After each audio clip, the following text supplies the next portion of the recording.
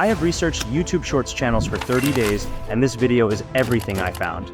Just about all of us have seen the many YouTubers who get millions of views from Shorts alone. I mean, just consider the fact that YouTube Shorts are pulling in 30 billion views every single day. Knowing that, I spent the past 30 days researching successful Shorts, and now I finally have the code to create a good Shorts channel. I like to call it the 10-step process, and if you follow it properly and put in a lot of hard work, that gold play button will be yours. Enjoy. Pick a niche. Okay, so this is the most simple part of the process. There's not really any defined process to choosing your niche. Just pick something that you can research for hours and hours and consider yourself done. Understand the niche. Now that you have your niche figured out, it's time to get into the hours of research. Either make a brand new account or enter incognito mode on YouTube and find the biggest channels in your niche.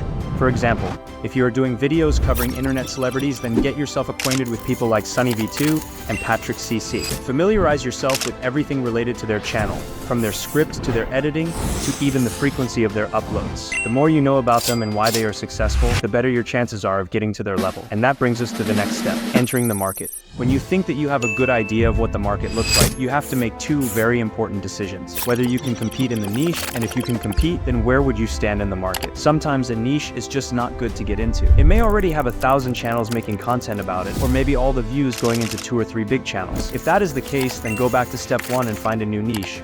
But if you do decide to stick around and try to make it work, then start working on what your formula will be. And that brings us on to step 4, or what I like to call is the most important step in this whole process. Perfect your formula. Look, every YouTube channel has a formula that works just for them. This formula can definitely be inspired by others, but the formula for 2 different channels can never be completely identical. Just take the theory channels, and you'll quickly notice that despite being run by the same person, each channel has a distinct vibe to it. So the point is, that formula matters a whole lot. But how do you make a formula?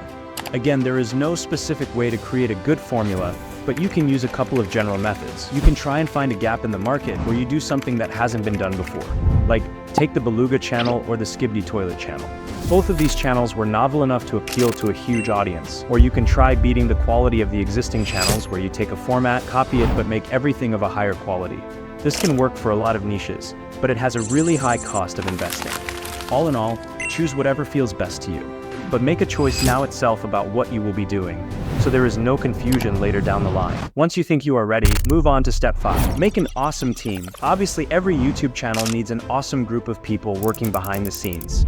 You can try and do everything yourself or outsource just one facet of the video like cover or editing. But you can even go the route of outsourcing everything and focusing on just the topics and managing your employees. But either way, set up everything keeping in mind that you will be working with these people for months and maybe even years to come. So make sure that you are comfortable working with them. Once your team is ready, move on to step 6. Start making content. Now you actually start making the content. You can find loads of videos talking about this, so I won't get into much detail. The only recommendation I would have is that you create enough videos to last half a month in advance if possible. That way, even if one of your team members can't work, you won't have to stop uploading. And as you start uploading, keep step 7 in mind. Build a brand.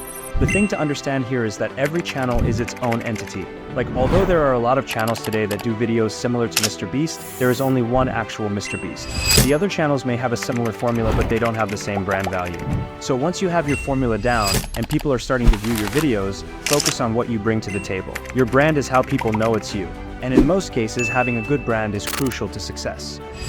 Scale up to get good revenue. Okay, so we all know that shorts pay a lot less per view than long-form content. So, having a way to scale up your income is extremely important, and this is where your brand comes into play.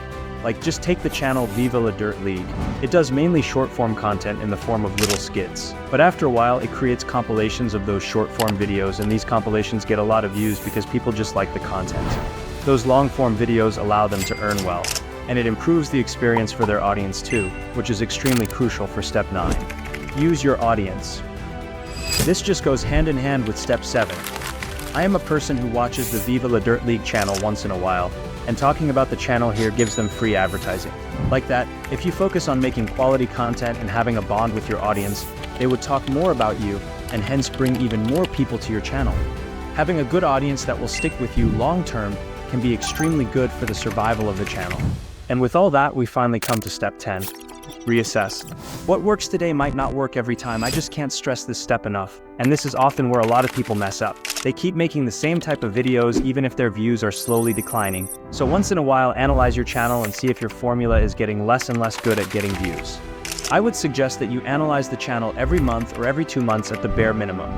And that's really it. One last piece of advice for you before you go is that I would want you to understand that even with this process, you might not succeed on the first channel itself. YouTube needs a lot of patience, and very few people get successful on their first try. So make sure to just learn as much as you can and stay motivated.